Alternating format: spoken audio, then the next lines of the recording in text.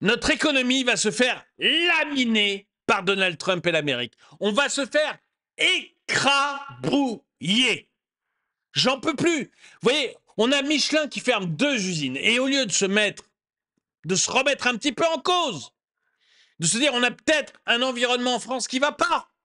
Non, on a des politiques qui pensent qu'à 2 choses. Un, allez demander à Michelin ce qu'ils ont fait des 45 millions d'argent public que l'État a bien voulu leur donner et taxer toujours plus les entreprises. Voilà les 2 mantras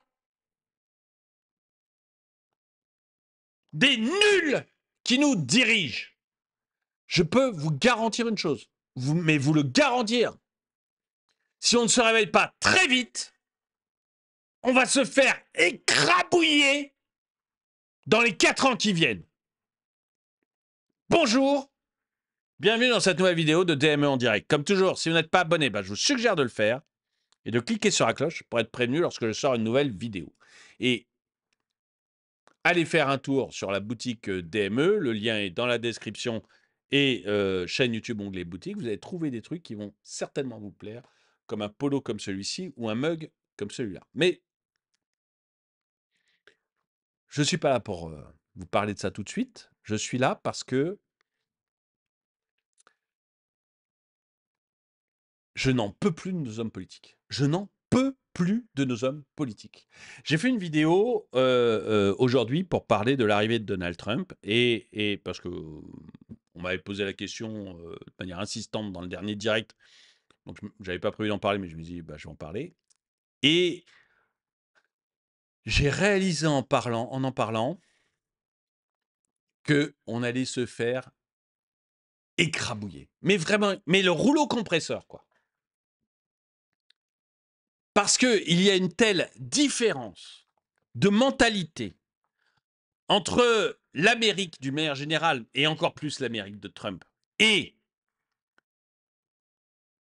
le socialisme, le socialo-communisme français, il y a une telle différence que l'on va se faire mais complètement écrabouiller. Et pour moi, l'affaire Michelin a été extrêmement révélatrice. Je vais vous en parler, vous allez voir, j'ai plusieurs trucs là-dessus. C'est impressionnant. Vous savez, Michelin donc ferme 2 usines. J'ai fait une vidéo là-dessus. Et au lieu de réfléchir 2 secondes et de se dire mais on a en France un climat des affaires catastrophique, détestable, il faut qu'on arrange les choses pour mettre des industries en France, pour mettre des entreprises en France. Il faut qu'on arrange les choses. Non! Le Premier ministre dit ah, je vais bien regarder ce qu'ils ont fait de l'argent public qu'ils ont reçu. Ils n'ont rien reçu. Rien. Ou quasiment rien, vous verrez, on en parlera. Mais au lieu de se remettre en cause, ces débiles vont aller regarder si les quelques petits sous qu'ils ont mis ont été bien utilisés et ils vont augmenter les taxes. On est mais dans un monde de fous furieux, hein, de fous furieux. Hein.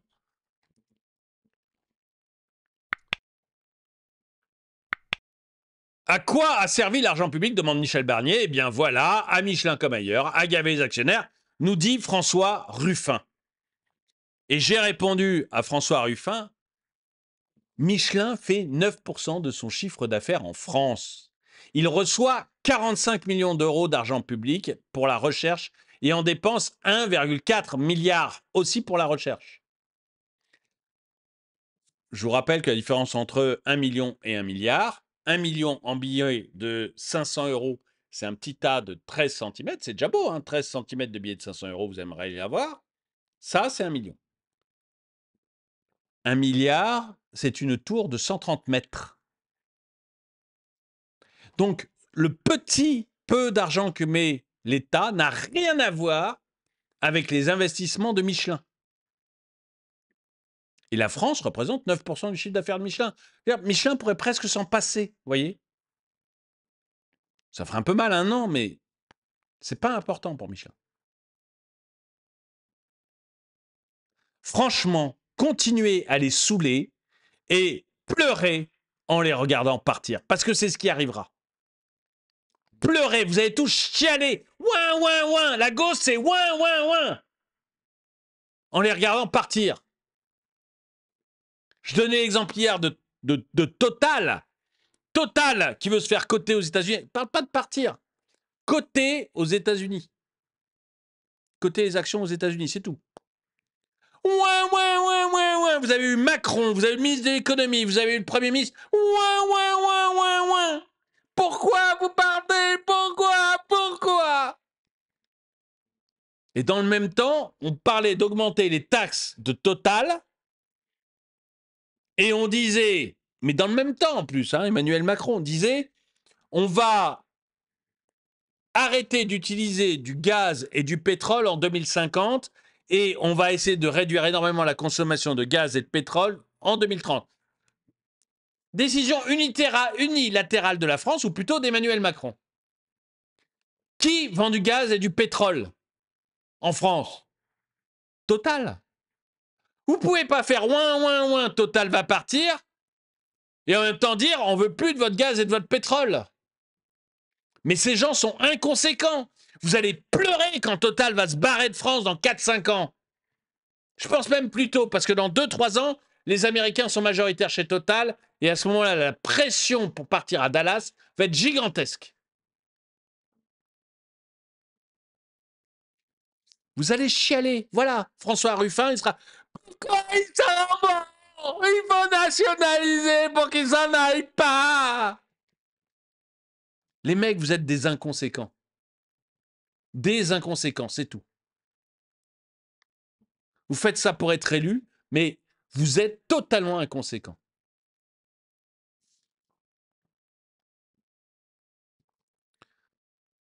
Je pense d'ailleurs, Hugo, je change souvent avec Hugo, je pense d'ailleurs que nos élites n'ont pas encore fait le rapprochement entre la lutte contre la voiture et la baisse de consommation de pneus. Oui, mais c'est ça.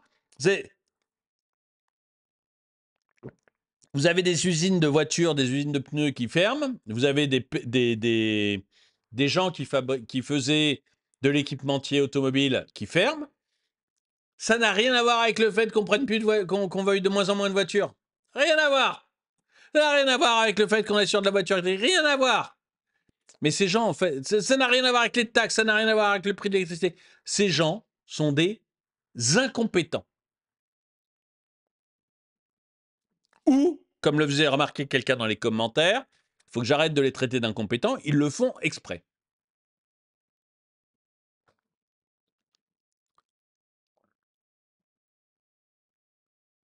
Mais le CICE, ce n'est pas de l'argent public, c'est un crédit d'impôt. Donc, cet argent n'appartient pas à l'État, c'est l'entreprise qui l'a généré. Un jour, l'État voudra tout nous prendre et les gauchistes traiteront de voleurs ceux qui le refusent. Mais on en est quasiment là. En fait, ces gens ne comprennent pas du tout ce qu'est la vie, en fait. Bon, on va pas... Mais je vais pas m'étendre sur mon tweet. Je vais vous montrer que je suis pas le seul à dire que ça représente peanuts, en fait, les aides de l'État. Ça ne représente rien. Eli Cohen est plutôt un économiste de gauche. La gauche molle, hein, on est d'accord, c'est pas un LFI, Cohen. Mais c'est plutôt un économiste de gauche. Je suis en désaccord avec cette décision, naturellement, je veux le dire, et j'ai pour la même sentiment... La décision des fermetures d'usines de Michelin. Il est en désaccord. Mais déjà, je suis en désaccord avec cette décision, naturellement, je veux le dire, et j'ai pour la même sentiment que vous, je le regrette, cette décision qui touche Cholet et Vannes. Je veux d'ailleurs, M. Chassaigne, vous dire, comme à d'autres députés, que j'ai le souci de savoir ce qu'on a fait dans ces groupes de l'argent public qu'on leur a donné. Hein. Je veux le savoir. Et donc, nous allons poser des questions et nous verrons si cet argent a été bien ou mal utilisé pour en tirer les leçons. Si vous voulez... Je vous rappelle que suite à ça, il a pris une énorme fessée déculottée sur Le Figaro parce que Auchan et Michelin lui ont répondu en disant « Attends, Pépère, t'es bien gentil avec tes cheveux blancs, mais pendant que toi, tu faisais de la politique et que tu grenouillais avec tes copains, nous, on créait des emplois et il s'avère qu'on payait des sommes en taxes et en charges sociales qui ont rien à voir, mais rien à voir, avec la petite aumône que tu nous fais tous les ans. Voilà. Auchan disait, bah, en 10 ans, tu nous as fait cette petite aumône, et nous, en charges sociales et en taxes, on paye 10 fois plus tous les ans. Et toi, en 10 ans, tu nous as donné ça, mais nous, on paye 10 fois plus tous les ans. Et Michelin a fait la remarque sur les 45 millions et le milliard 4 qu'eux investissent, et a dit, mais nous, on n'a rien touché d'autre. Hein. Nous, on touche les 45 millions, là, alors que nous, on met 1,4 milliard pour la recherche. Toi, gentiment, tu nous donnes 45 millions. On n'a rien touché d'autre. Hein. Et par charité chrétienne, parce que chez Michelin, c'est important, ils ne sont pas allés dire combien ils payaient en taxes et en charges sociales tous les ans, mais ça doit être de la folie furieuse. De la folie furieuse. Je rappelle que Michelin, quand même, parce qu'il y a un moment, il faut dire les termes, je rappelle que Michelin, il y a à peu près 10 ans, on a eu des hommes politiques qui ont fait de leur culotte, parce que ce n'était plus un monsieur Michelin qui dirigeait Michelin, c'était, pour la première fois, ce n'était plus un enfant Michelin, Édouard Michelin était mort, donc ce n'était plus un enfant Michelin qui avait dirigé Michelin, c'était quelqu'un qui venait d'ailleurs, qui ne s'appelait plus Michelin. Et à ce moment-là, on a tous nos politiques qui ont fait dans leur culotte parce qu'ils ont vu que Michelin avait de gros intérêts à partir au Brésil. Parce que le chiffre d'affaires Michelin est plus important au Brésil qu'en France. Donc allez-y, poussez-les à se poser la question. Poussez-les à se poser bien la question. Est-ce qu'on a raison de continuer à être en France ou pas? Je dis 10 ans, mais c'est peut-être plutôt 20, mais j'essaie de me rajeunir. Mais voilà, la question s'était posée quand même. Et le maire de Clermont-Ferrand, bien à gauche à l'époque, était allé à genoux baiser la pantoufle du nouveau président de Michelin en espérant que Michelin ne partirait pas de Clermont-Ferrand. Hein, parce que sinon, sa ville, elle est morte. Donc allez-y, poussez-les à se poser la question. Poussez-les. Leçon. Il y a, si vous voulez, un déficit de compétitivité qui est littéralement sidérant. C'est-à-dire qu'on a perdu la main en matière technologique, on a perdu la main en matière de maîtrise des coûts et on a perdu la maîtrise des marchés. Et donc si dans ce cadre-là, Michelin dit on est obligé de fermer une ou deux usines qui sont particulièrement peu productives et que la seule réponse de l'État, et notamment du Premier ministre, c'est de dire qu'est-ce que vous avez fait des aides qu'on vous a apportées, alors qu'il n'y a pas eu d'aide particulière qui ont été apportées à Michelin. Et on va chercher les crédits d'impôt recherche que Michelin a éventuellement touchés pour des sommes... Quelques dizaines de millions d'euros par an. Oui, non, là, ça dit quand même quelque chose sur un état de décrochage significatif de la compétitivité de certains secteurs industriels français. Et c'est pour ça que je vous dis qu'on va se faire rouler dessus. Hein. On va se faire rouler dessus par les États-Unis. Hein. Il y a un moment, il faut se réveiller. L'électricité aux États-Unis est 2 fois moins chère qu'en France. Les États-Unis utilisent du pétrole et du gaz de schiste. En France, on n'a pas le droit de regarder. Ah, on n'a pas le droit. On a le droit de l'acheter. Hein. On achète le gaz de schiste américain. Ça, on l'achète très cher même.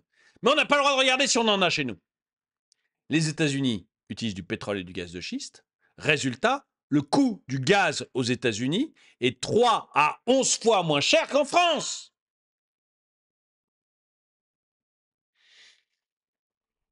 On va se faire... Et ça, c'est sous Biden-Kamala. Des gars bien de gauche qui aiment surtout pas le pétrole et le gaz.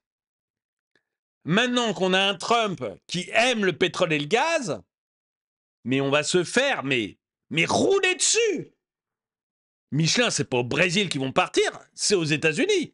Il y a un moment, enfin je pense pas qu'ils le feront, hein, c'est un exemple. Mais quand je disais Total va se poser la question, moi je vous assure, hein, les actionnaires majoritaires de Total, ça va être les Américains, ils sont à 47%. La France n'est plus du tout majoritaire, hein, la France est terminée. Mais les Américains sont à 47% sur Total. Ils ont fait ça en 10 ans.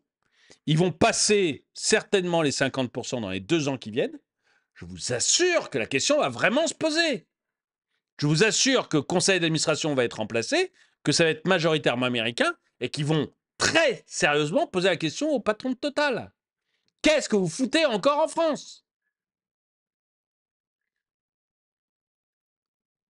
Lisez tout ce que déclare Total sur son actionnariat. Lisez ça, vous allez voir qu'il se pose... Enfin, aujourd'hui, le patron de Total dit non, non, on va rester en France, mais vous allez voir que si vous lisez les déclarations de Total, vous allez voir que la question va vite se poser. Entre notre actionnariat va être majoritairement américain dans 1 ou 2 ans, entre si on est coté aux États-Unis, la valeur de notre entreprise va augmenter de 30%, 30%. Juste en se comparant, Total se compare à Chevron, qui est une très grande entreprise américaine, qui est à peu près de la taille de Total. Tous les deux font du pétrole, hein, pour ceux qui ne connaissent pas du tout Chevron. Total et Chevron font partie des 5 plus grosses compagnies de pétrole au monde. Ils sont des tailles et des bénéfices comparables. Chevron vaut 30% de plus que Total, uniquement parce que Chevron est aux États-Unis. Uniquement pour ça.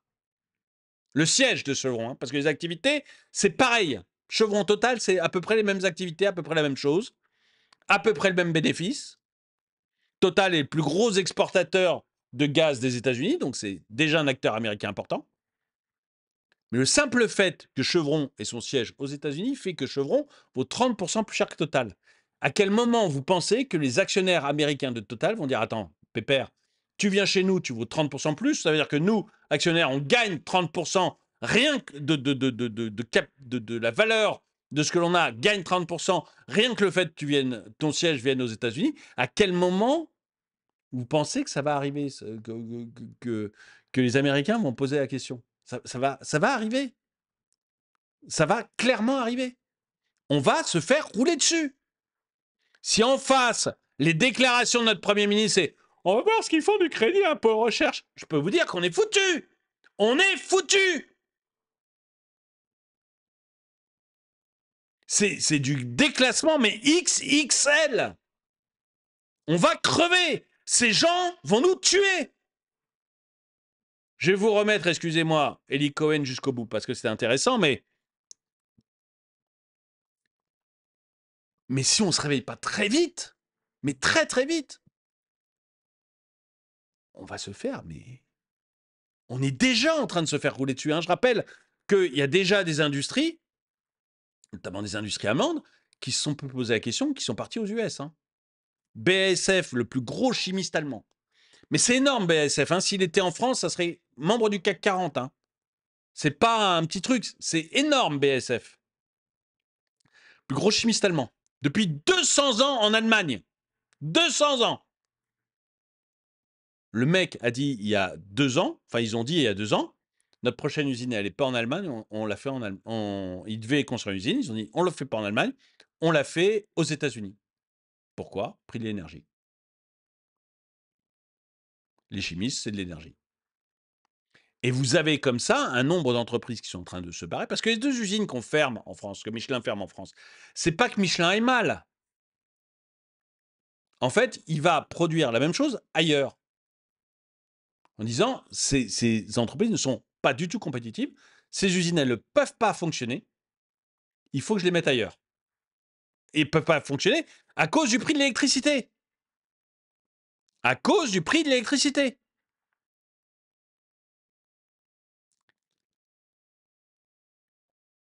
Alors quand vous voyez le gars, j'ai dit le gars aux cheveux blancs, ils ont tous les cheveux blancs, mais quand vous voyez notre Premier ministre, sa réflexion, ça devrait être de dire, attendez, j'ai vu ça.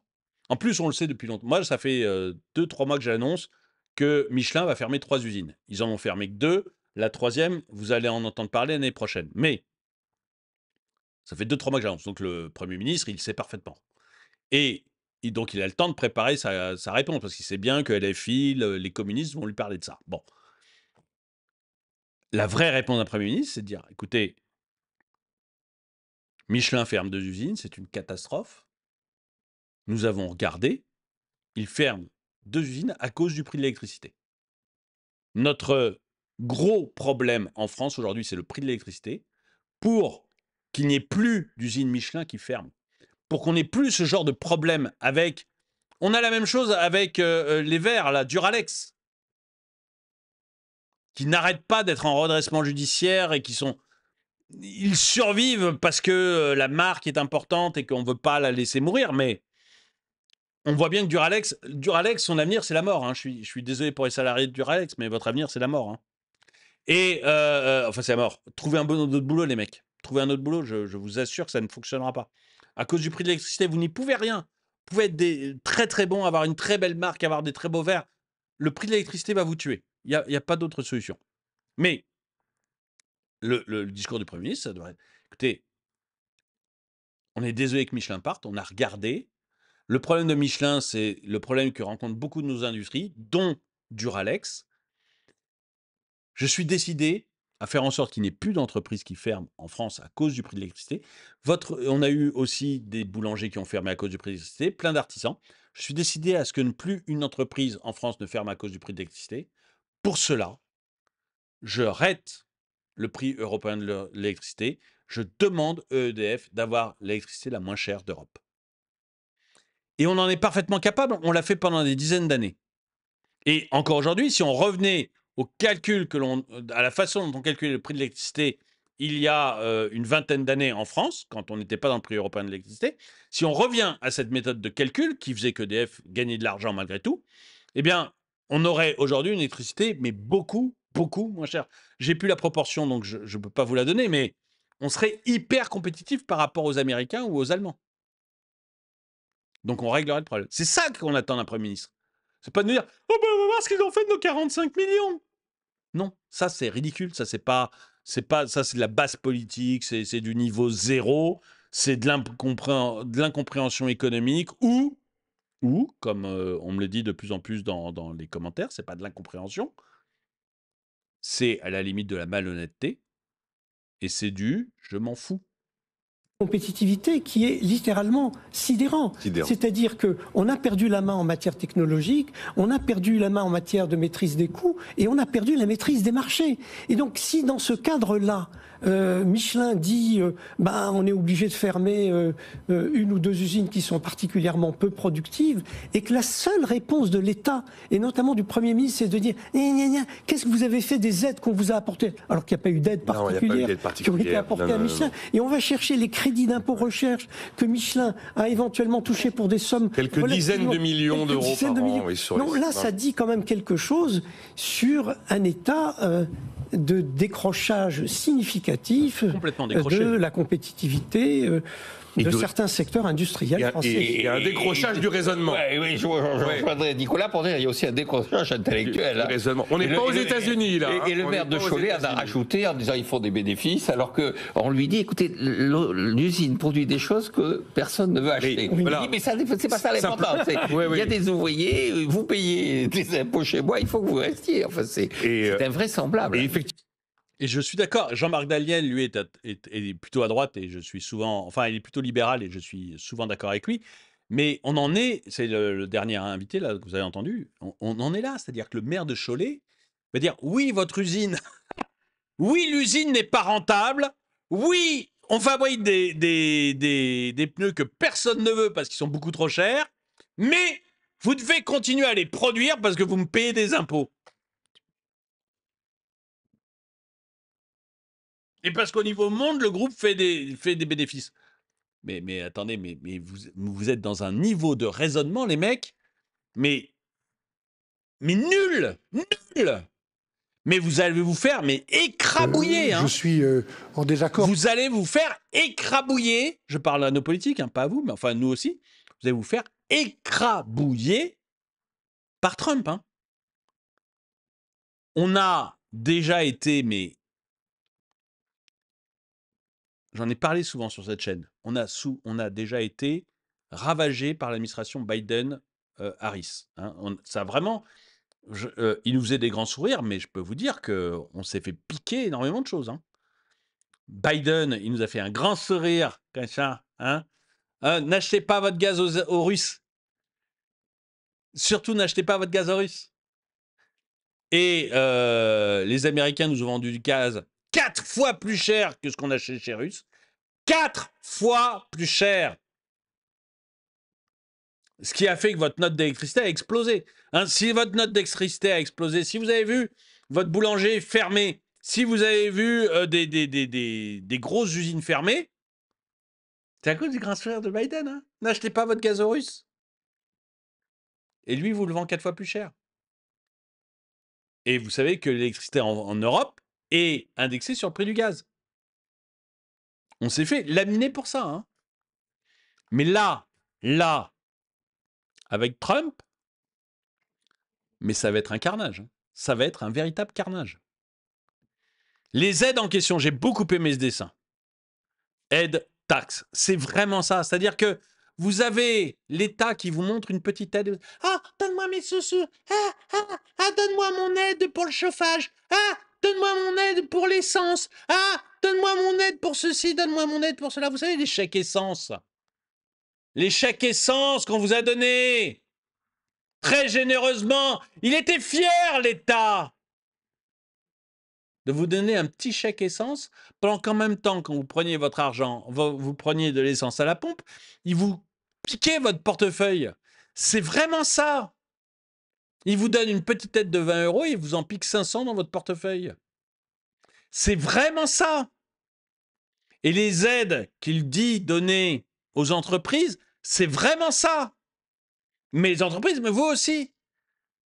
Et ce qui m'épate, moi, c'est qu'il y a des gens tout contents de recevoir leur petite aide d'essence. Ah, mon petit chèque essence, mon petit chèque essence. Sans se rendre compte, on est en train de leur piquer des sommes 10 fois plus importantes dans leur poche. Mais c'est vraiment ça. J'adore ce dessin. Voilà, je suis un fan absolu de ce dessin. C'est vraiment ça ce qui vous arrive. Réalisez-le, quoi.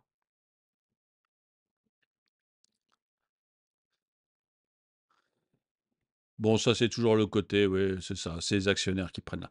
Mais on s'en fout. Mais vous avez raison. Mais continue, Patrick. Très bien, bravo, t'as raison. Tu as raison. C'est les méchants actionnaires. Du coup, fais-les partir. Tu as raison. Et quand les méchants actionnaires de Michelin seront partis à l'étranger avec la boîte Michelin, eh bien, tu pleureras, tu viendras chialer.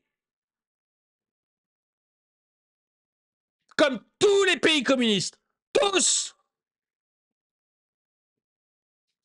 Pourquoi ils s'en vont? Pourquoi ils nous aiment pas? Alors que nous, on fait que les taxer. Je ne comprends pas. Je vais vous donner un autre exemple. Un autre exemple d'un chef d'entreprise dans le Figaro. Il va vous montrer la différence avec les États-Unis. Et nom d'un chien. Mais on va se faire plier, quoi. Ce que vous payez comme impôt divisé par ce que vous avez gagné, pour la faire très très simple pour une entreprise au niveau fédéral, c'est 11% aux États-Unis, là où en France c'est à peu près 21%. Donc là c'est du simple double. Du simple double au moment où on se parle, et on ne parle pas d'éventuelles réductions que monsieur Trump pourrait continuer à faire. Donc il y a un énorme avantage fiscal. Le coût de l'énergie est bien plus bas aux États-Unis, on l'oublie souvent qu'en France. Là aussi des ordres de grandeur très grossiers, mais le coût de l'électricité industrielle aux États-Unis est 2 fois moins cher que le coût de l'électricité industrielle en France. Je ne parle même pas du gaz, où là on est le gaz naturel, grâce au gaz de schiste, où on est dans des ordres de grandeur qui vont, selon les moments, évidemment, de x3 à x10 en termes d'écart. Donc, vous vous rendez compte, x10 quand vous payez votre gaz industriel, x10 en France par rapport aux États-Unis, et que vous devez implanter une nouvelle usine. Mais ça va très très vite. Je veux dire, il n'y a même pas de réflexion.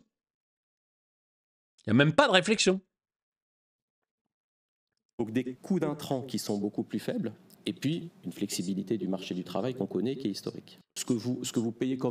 Alors, juste une chose, parce que j'ai vu pas mal de commentaires qui me diront « Mais non, mais c'est pas 11% aux États-Unis. On parle de l'impôt fédéral. » Donc après, vous avez des impôts locaux, suivant les États.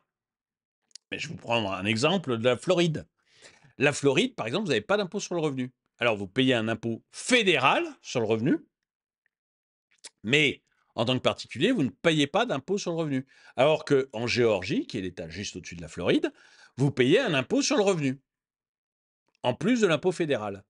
Là, il vous parle de l'impôt fédéral, mais l'impôt sur les sociétés va varier, que vous soyez au Texas ou en Californie. Mais vous trouverez des États où vous allez payer très très peu d'impôts. Par exemple, si vous mettez votre siège social dans le New Hampshire, Donc le New Hampshire, c'est au-dessus de New York, hein, donc c'est pas la campagne. Hein. Vous mettez votre siège social au New Hampshire, qui est l'État de Biden, comme par hasard. Vous mettez votre siège social au New Hampshire, c'est 0 impôt sur les sociétés. Donc vous ne payez que l'impôt fédéral de 11%. Vous ne payez pas d'autres impôts sur les sociétés. Donc vous voyez, donc son raisonnement est bon. Hein, c'est-à-dire qu'en moyenne, aux États-Unis, on sera au-dessus de 11%, on sera plutôt autour de 25-27%, mais au niveau fédéral, on ne sera que de 11%, et vous trouverez facilement des États où vous serez à 0.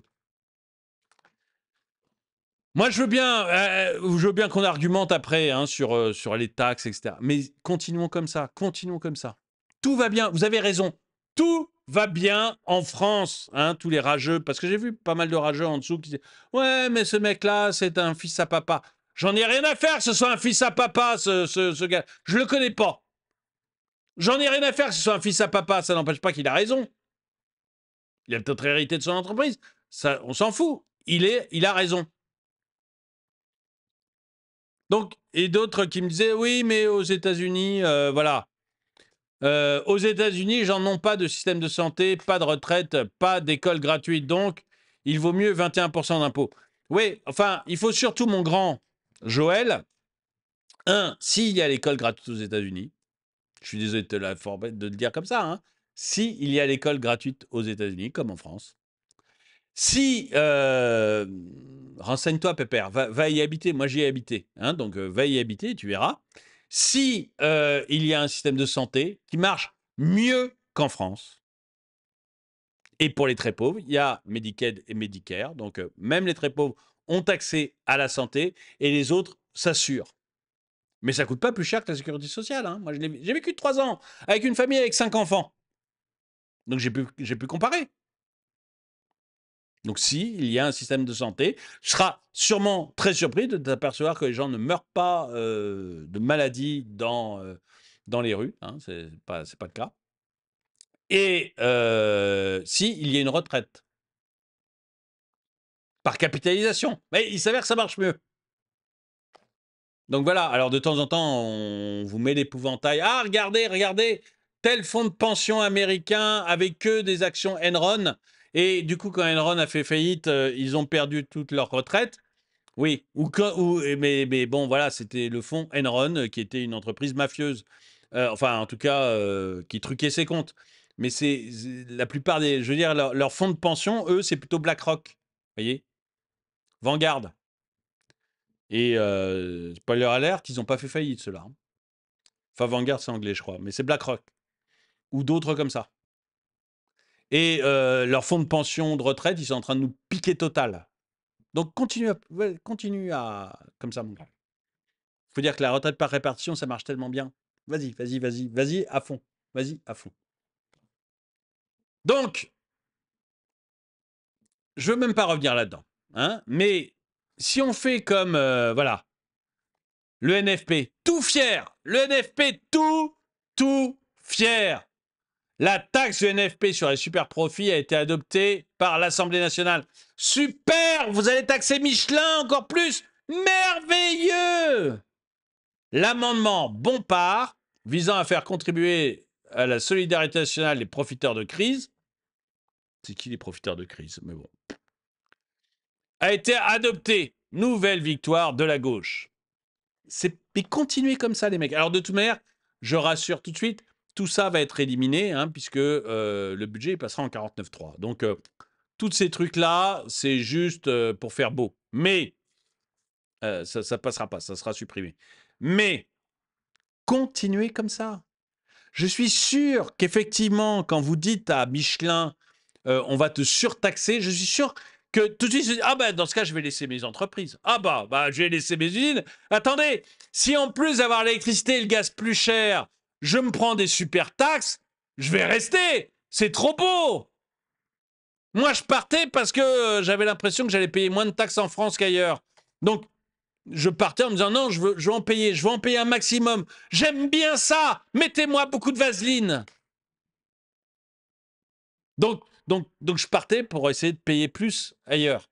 Mais alors, si en plus vous me dites qu'en France on va me surtaxer, alors là je vais rester, se dit Michelin. Là, je suis sûr que le patron de Michelin se dit ah c'est quand même couillon. On vient de retirer 2 usines. Oh, on vient de retirer 2 usines qui auraient pu payer plus d'impôts. Oh, oh c'est bête. Oh je suis bête. Oh quelle erreur. Bad move. Hein, et je suis sûr que tous les Texans qui sont en train de racheter tranquillement Total se disent ah bah attendez, ils surtaxent. Ah mais on va laisser Total. Attendez, ils surtaxent en France. Faut absolument qu'on laisse. On va aussi envoyer Chevron et ExxonMobil. Hein, on va y envoyer toutes nos sociétés. Ils sont surtaxés. Moi je suis sûr que ce matin, il y a des gens qui ont appelé Microsoft, Amazon, Apple, qui leur ont dit mais qu'est-ce que vous faites encore aux États-Unis? Mais partez tout de suite en France, il y a des surtaxes. Ah bah, faut y aller, faut y aller à fond, les mecs. Là-bas, on taxe. Mais continuez comme ça, les gars, continuez comme ça. Continuez comme ça. Michelin ferme ses usines, Auchan licencie, Total Energy menace de ce côté ailleurs, et après, vous allez vous plaindre que ces grands groupes quittent le pays. Vous tirez une balle dans le pied et après, vous faites brûler des pneus. Mais c'est vraiment ça. Je veux dire, il y a un moment, les gars, continuez comme ça. Voilà. Moi, je suis sûr que là, en voyant cet article, il y a absolument tous les actionnaires d'absolument toutes les grandes entreprises dans le monde qui ont appelé le DG et qui ont dit « Mais pars tout de suite en France, va tout de suite en France, créer des emplois. Ils ont créé une surtaxe. On veut payer, on veut payer. » Qu'est-ce que vous voulez? Ça m'énerve trop. Je sais que j'ai peut-être l'air débile là, mais ça m'énerve trop de voir à quel point on va crever. On va crever. Et attendez que Trump soit aux commandes, quoi. Vous allez voir l'écart entre les États-Unis et la France, mais ça va être une catastrophe, quoi. Même l'Europe, hein. Parce que lui, il va pas se priver. Je peux vous dire que il y en a un qui va pas se priver d'appeler le PDG de Total en disant écoute, je suis le diable orange. Si tu viens chez moi, je pense que je peux faire quelque chose pour toi. Est-ce que ça te dirait de venir? Parce que nous, on va être cool sur tes taxes, on va être super cool. Et puis alors, sur l'écologie, on va pas t'emmerder une seule seconde. C'est promis. C'est promis.